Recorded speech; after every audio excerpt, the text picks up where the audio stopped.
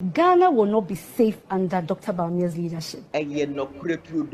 We should understand say petumia the Ghana for pe and ye be you know and yet the party ni be pew and say ye cannot cry Ghana for nyinara say ye pekene dia compre Dr. like Mahmoud Bawumia yanka de na yere Samira Bawumia obubu ya papa Jojo Tibo Sudan na Dr. like Mahmoud Bawumia ntimiambie na no antia na yere nti yemi say ho say ele Dr. like Mahmoud Bawumia na yere obetimi kuduro akudwiri obi den ya bisa de oye na so the arrogance of power na all can who was more arrogant in power than onene yere enti nsema Aide na kano ye na nkasa ye very fair to ourselves it is clear say Dr. like Mahmoud Bawumia and then look at the economy now an MPP for bima omoye no yodio no minim de ha omoye Dr. yodio because we know very well so Dr. like Mahmoud Bawumia is not a candidate that Ghanaians want sebo mo chichire efrin so ase ebeka sa denchema wu a yenji na chinye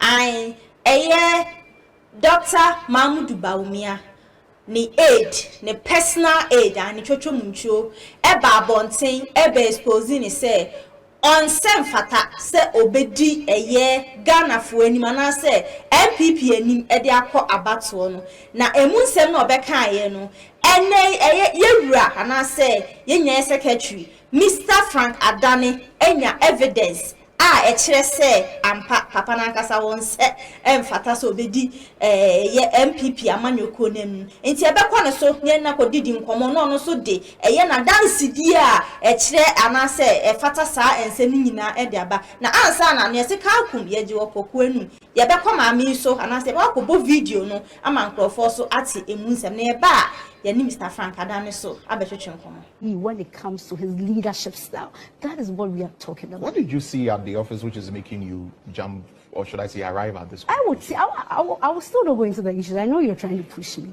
but with his approach when it comes to solving issues, putting his foot down when it matters the most, pulling the bull by the horn, correcting people when they are misbehaving. He cannot even correct a group of about 10 people working around him when some are misbehaving.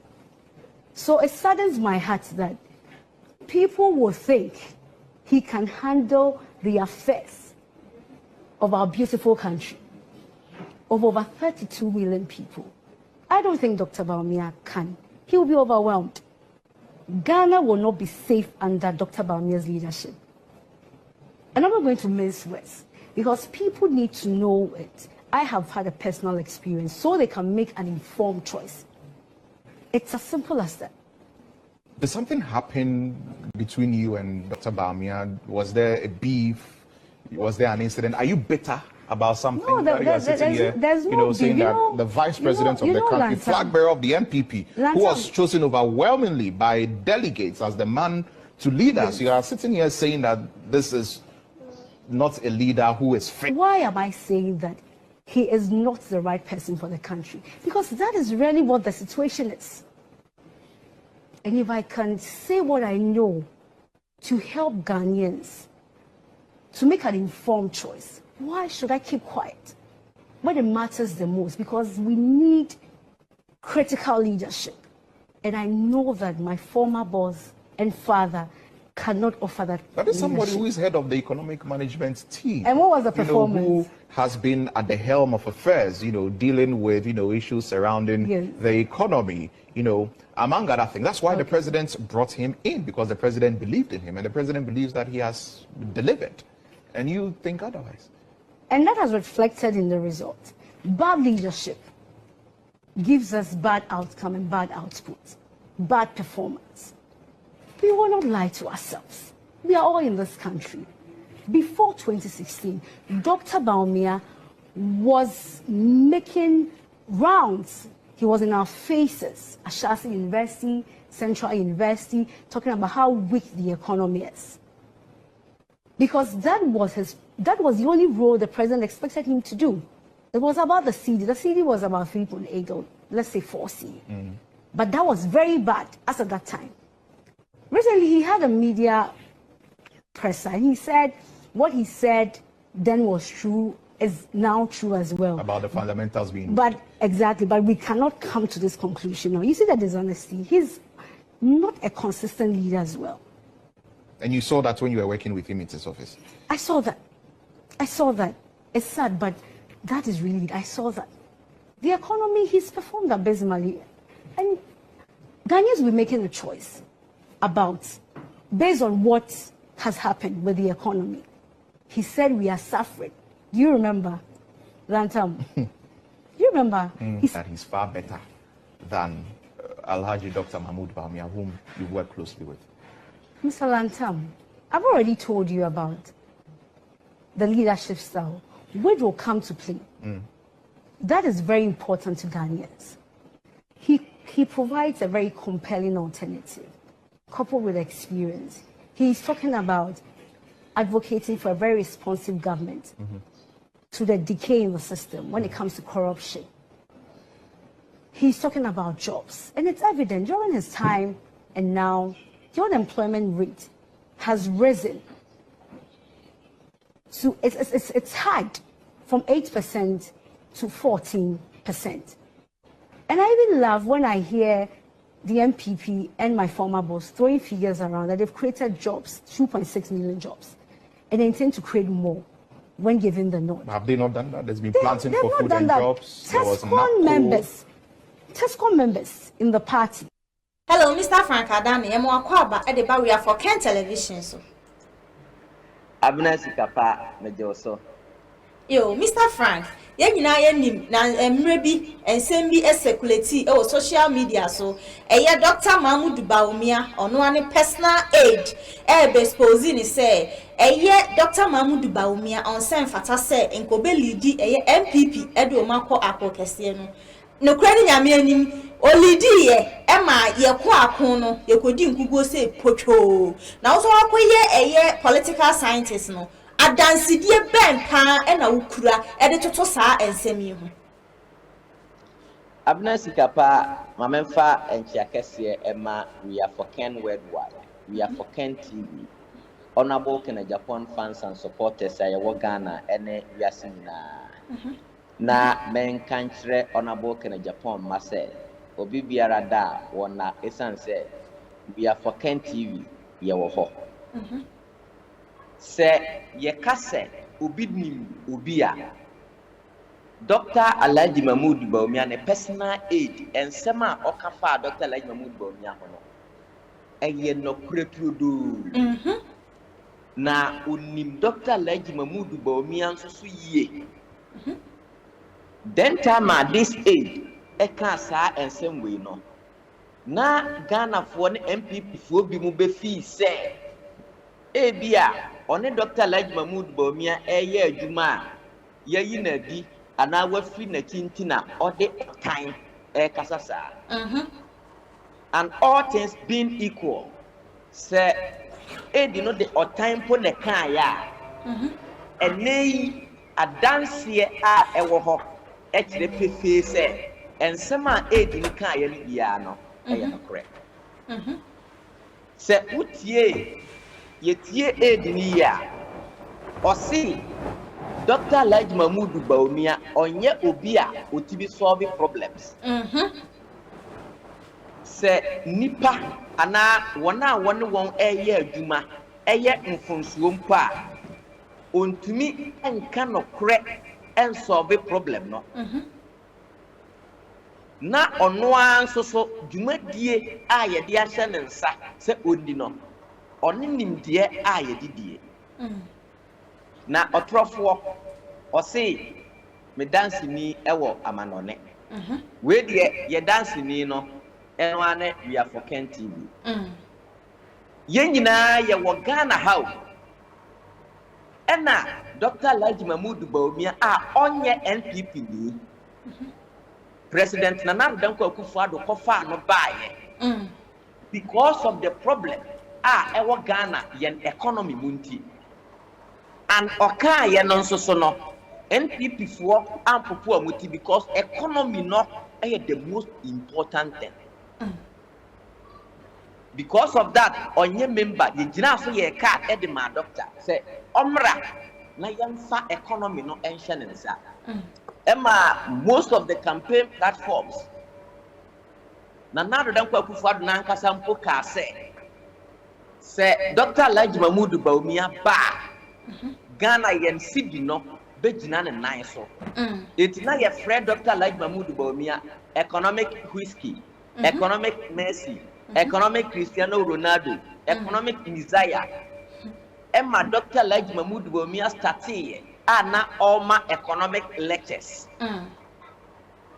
On my economic lectures, ma yebenya a famous term. If the fundamentals are weak, the exchange rate will expose you. Nyankopa dom Ghana fo hu se ampa.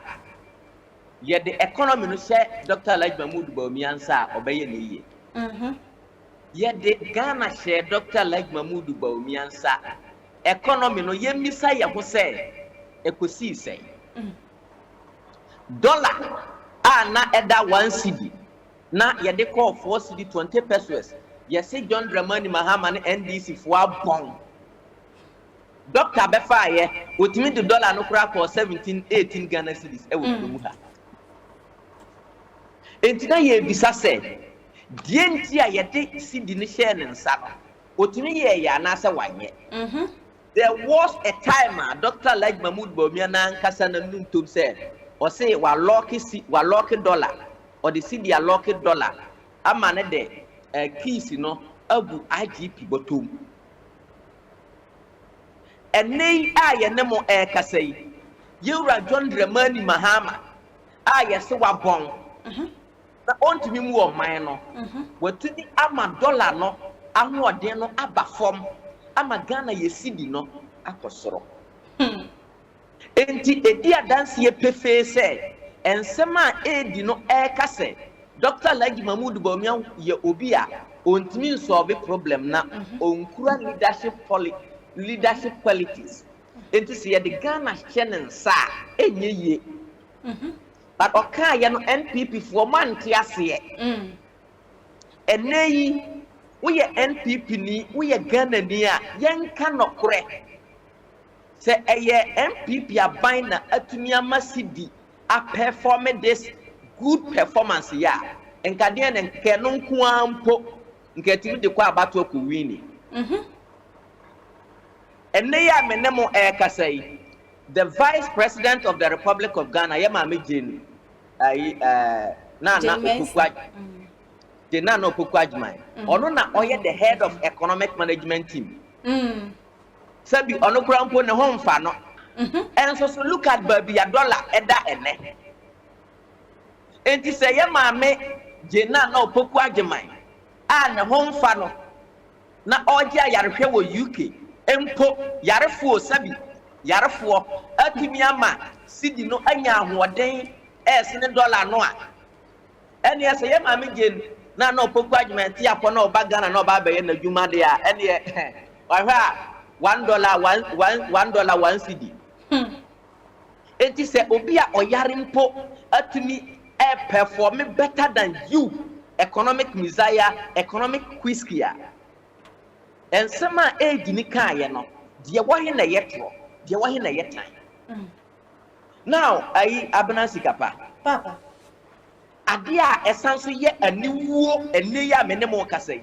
ene se Dr. Alhaji Mahmood Bawumia esanso nam ye lectures se ane sidi no ahoɔden no ye ono Dr. Alhaji Mahmood Bawumia nhyehyeye na eneyi NDC baaye omonfa policy bi awu akwan mu omonye bibia a exercise sidi no betumi anya ahoɔden na owie no sanso ka said NDC for they are not spending eno ka ho bi na anya ahoɔden hey so we NPP ni atie na tie ni se currency na ho o currency be gina ne nan so benya ahoɔden enye policy me pe ene economic Messiah obetimi aba be challenge me Frank Adane say Frank se wo currency be gina ne nan so a eye policy Yengina, me, I'm a political scientist. And I am recommending politics and international economic relations to everybody to go and read. To read the currency and international trade. Me adansi enti me ko suku me yire me husua de papa. Because me mpachi nye me petro.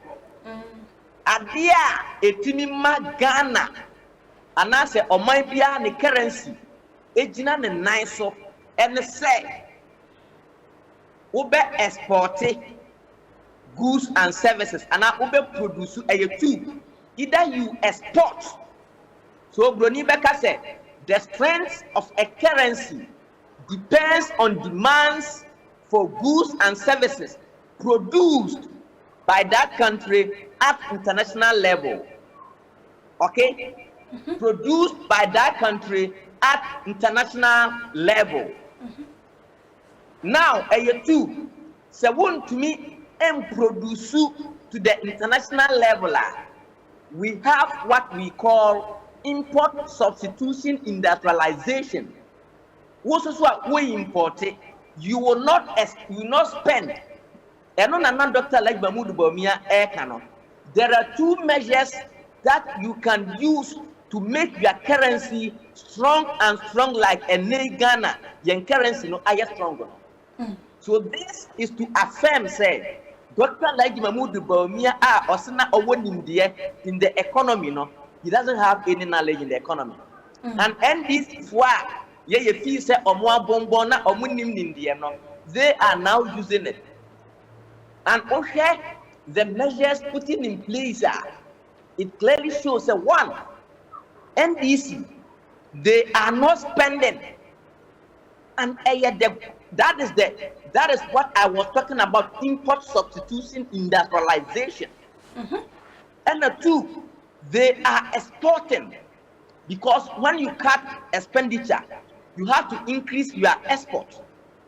Okay, that gold bond now, you see, within the 4 months, they've been able to accumulate about $2.7 billion. So this gold will serve as an export, and it increases our international reserves.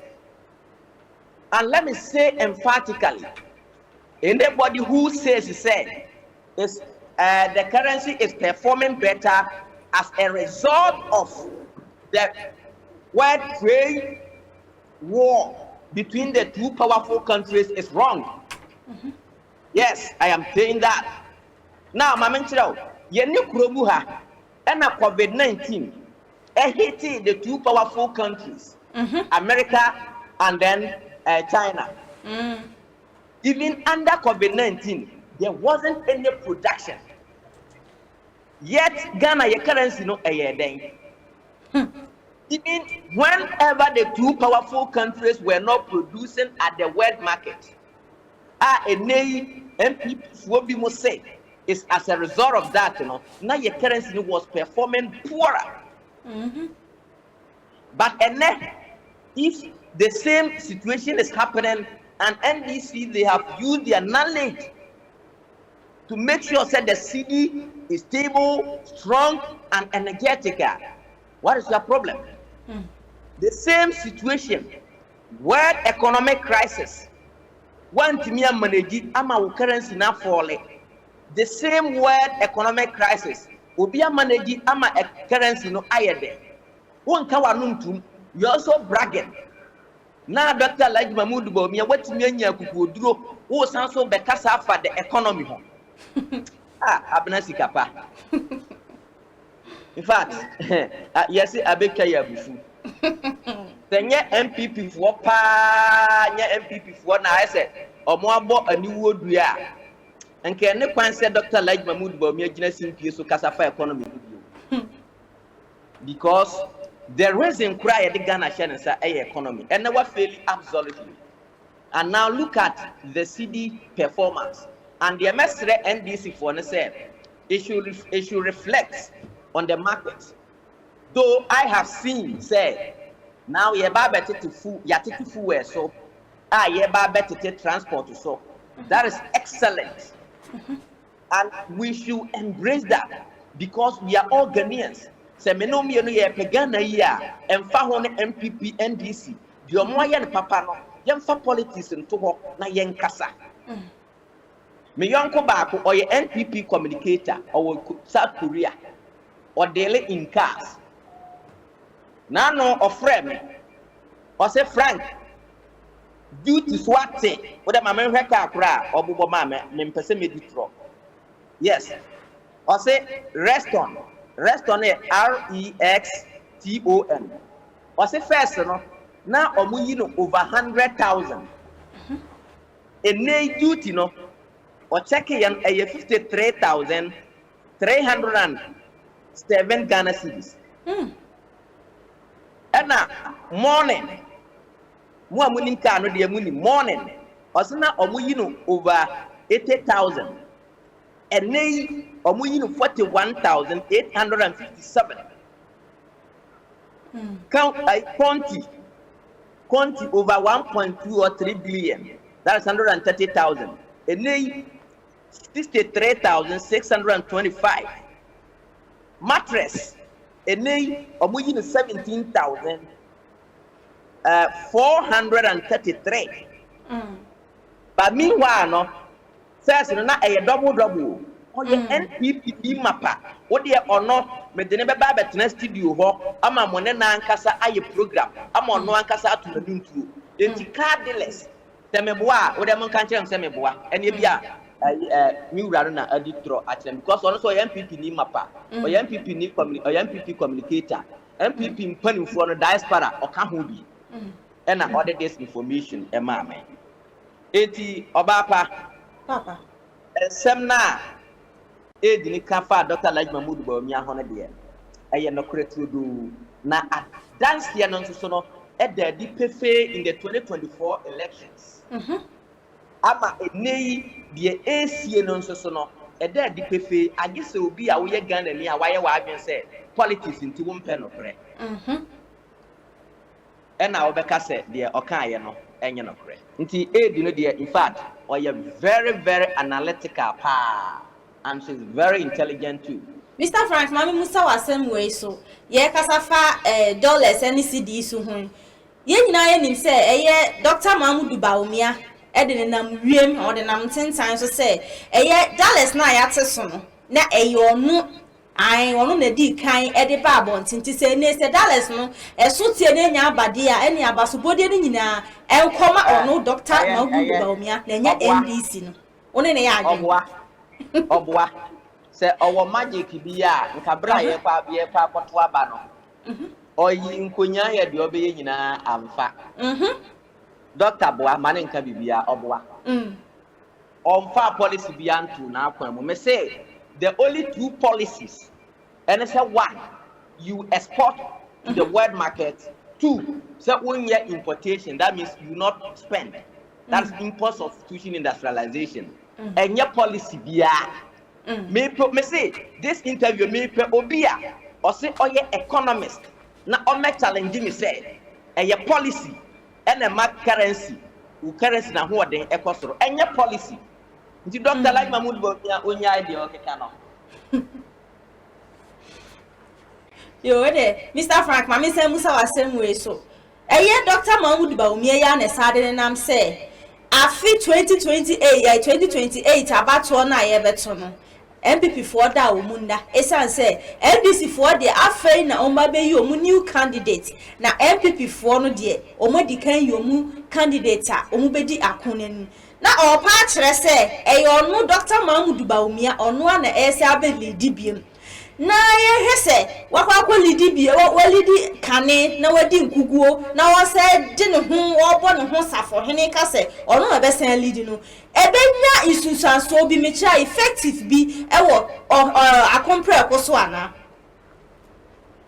ye ti se dogo bi no abe o Dr. Mahmoud Bawumia na nkasa na onunu ne ho na osere say breakdown analysis da Obisa ne ho say in the Fourth Republic or say obi enu ha wakọ first time omu wini ye no na nipa no call first time percentage send onyaye And whenever government is in power, now occur election na oluzua percentage be say na unya. Except all these analysis beba. And Mamenka on record said the Ghana politics today is not about say you're the new person na able. It's about the competence of the person. So what you say? Enti Dr. like Mahmoud Bawumia no yenim no ni suni ne ban. Yenim na ho oden. To say oh ba dia be na oba be ye. On every ye. Because I bet in taxi I also ba obetwami. Nyame adom NDC fu atwam. Levy also ba obetwam NDC fu atwam. Sidi ho oden ebe kosoro NDC fu nyame adom sidi na ho oden ekosoro dada. Eti Dr. like Mahmoud Bawumia nkyere ade poten de sese oba be ye. Wo hwen sema okiaye so be create jobs. And then Yankopon adom nkakra. As I said, our investors they are coming and they are going to create many jobs. And not fully member ho. Yewra John Dramani Mahama abi make a statement to do.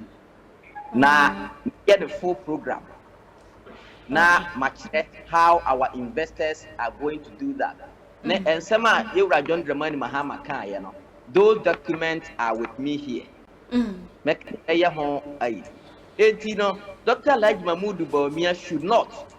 An MPP for Bima, or more than you do, no. The meaning here how more, or more doctor you do. Because we know very well. So Dr. Like Mahmoud Bawumia is not a candidate that Ghanaians want. Some of the MPP mafias, you know, their agenda is 2032, 2036. And it's against Agyapong because they know very well, say, Agyapong and to me and Madness 2028, age will catch him. Okay. It is a sanity. I used to Dr. Like Mahmoud Bawumia. It is a doctor Mpo and to me and me winning.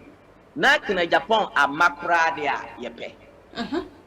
That is the agenda now. So that's why we share the Dr. Like Mahmoud Bawumia and MPP from Penufo more air. Yenina yenim say selection of presidential candidates. Yes, 30 free down.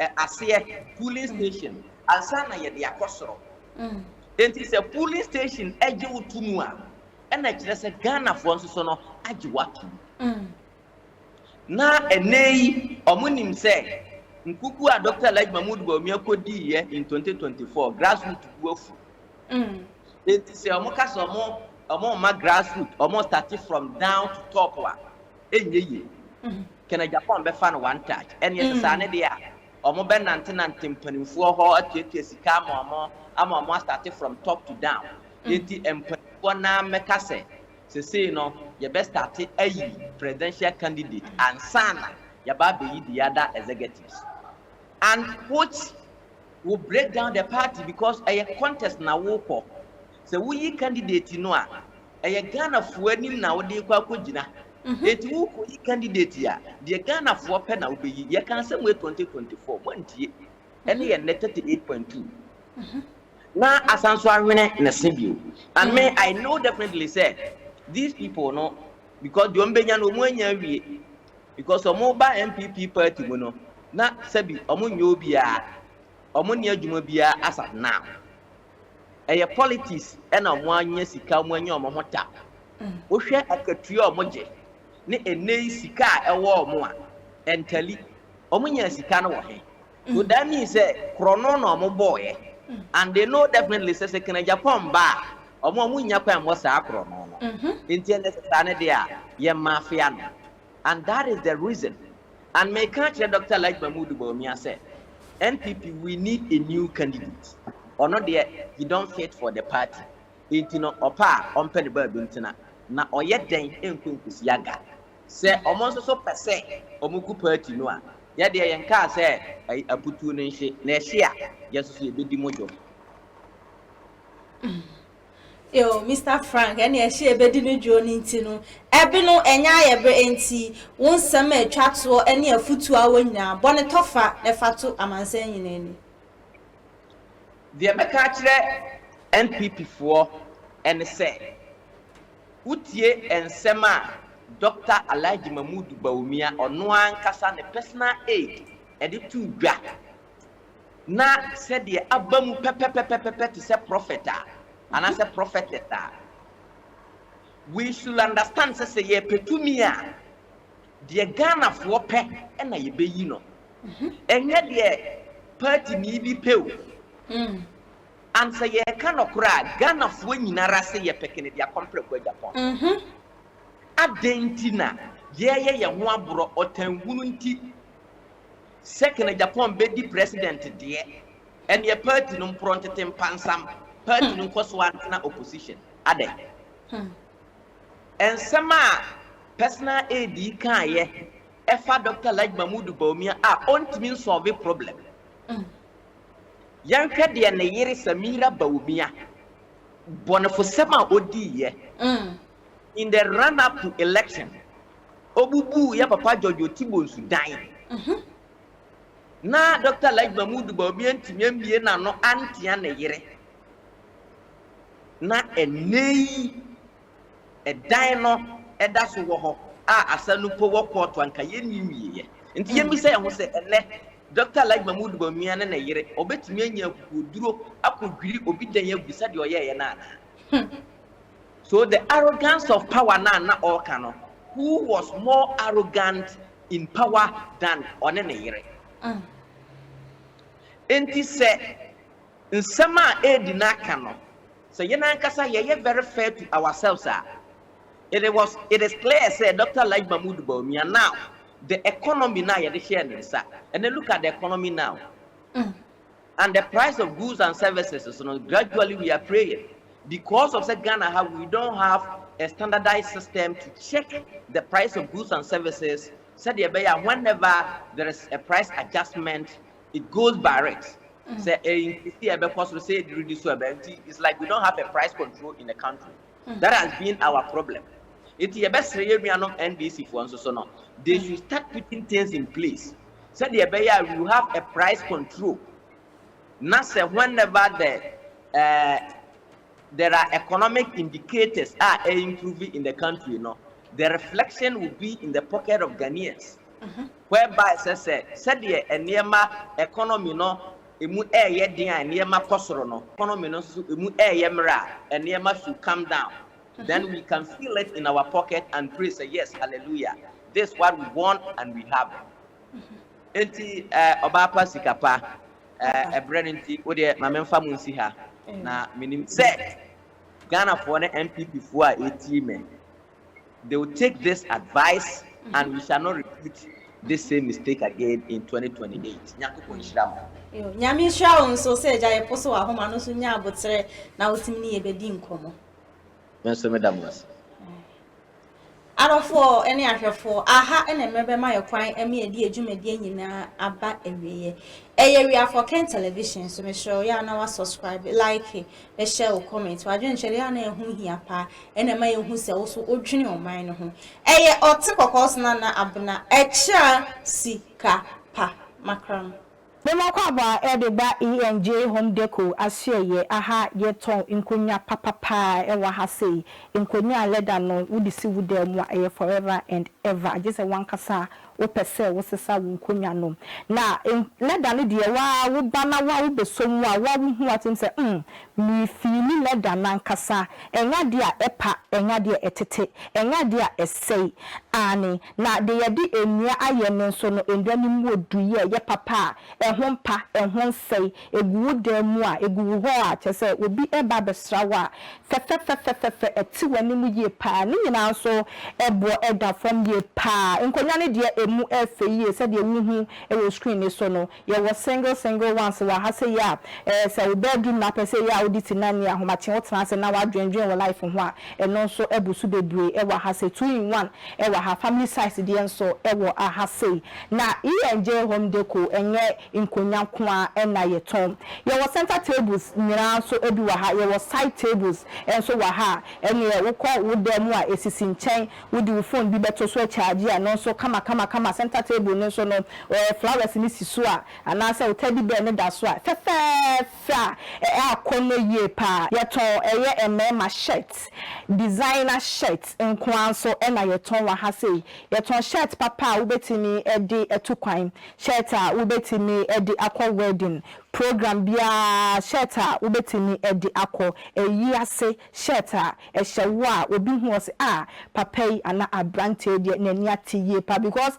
nipa de wipia bonti a eya wo dress ni ebi hu nipa usu ne wo ban a wo ye eti dressing de ehu hia ye pa eti no fo ani kire ENJ home deco ha say na ba beje shirt papa pa efa ehyewa wan kasa obe feel gbenze within you no na ENJ enye shirt nkwa so me san so eton wa ha say ye wo wall posters enso e wa ha ebo bedroom ebo ho a fe obi besra wa kono yi a chese eti wanim pa enya go na me de said you hu screen so say eyefe ani ne bon so ewe from yesan so akwa wall clock so e di aba ebo wo ne ho a ene enu ane say time ne so kura na person the time bia wo hwe wo clock no because efe design no eye one in town wa wunya bi wo ba bia age say ENJ home deco ha say yakwa bathroom mirrors so di aba eno so no efe ye size bia bi wa ha type bia bi wa ha wo ba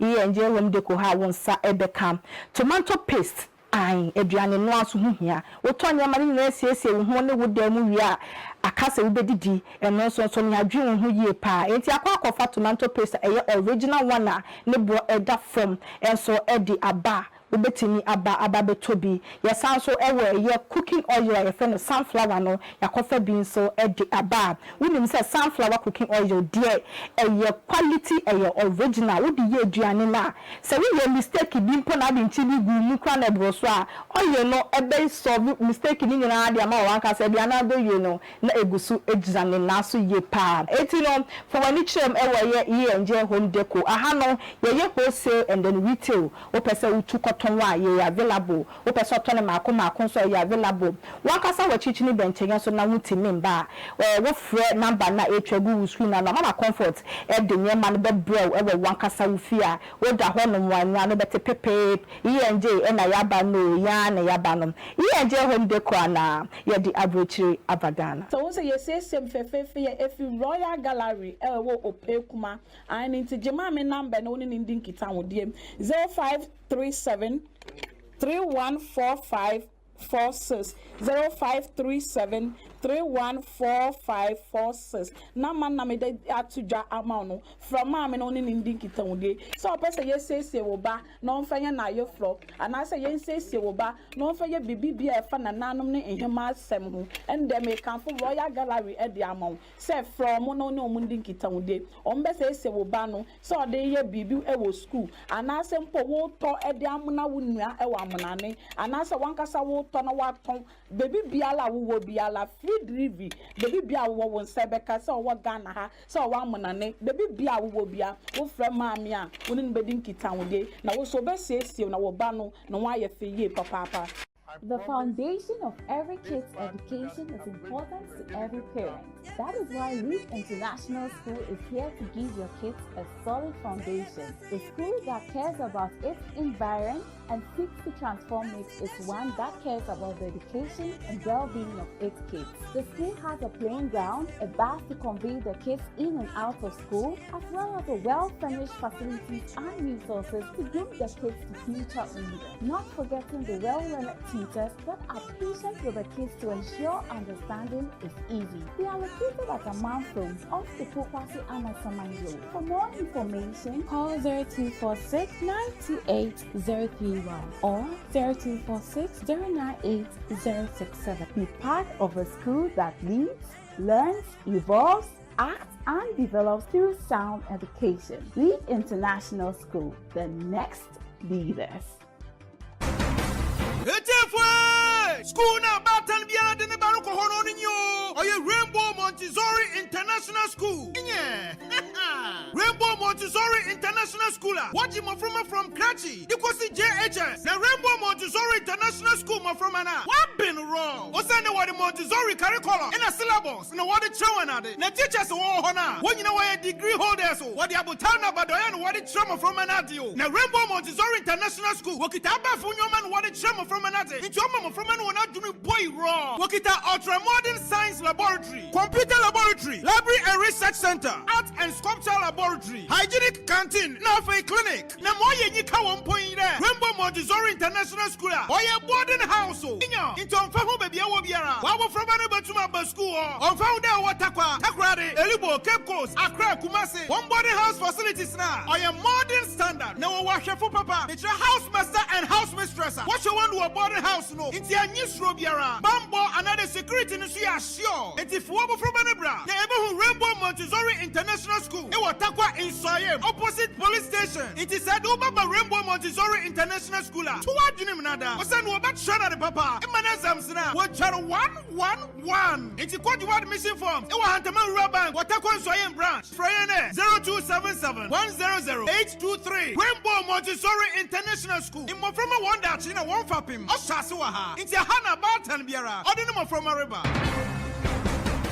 JLK Guest House and Event Center, nestled in the serene town of Efiduase Koforidua in the eastern region.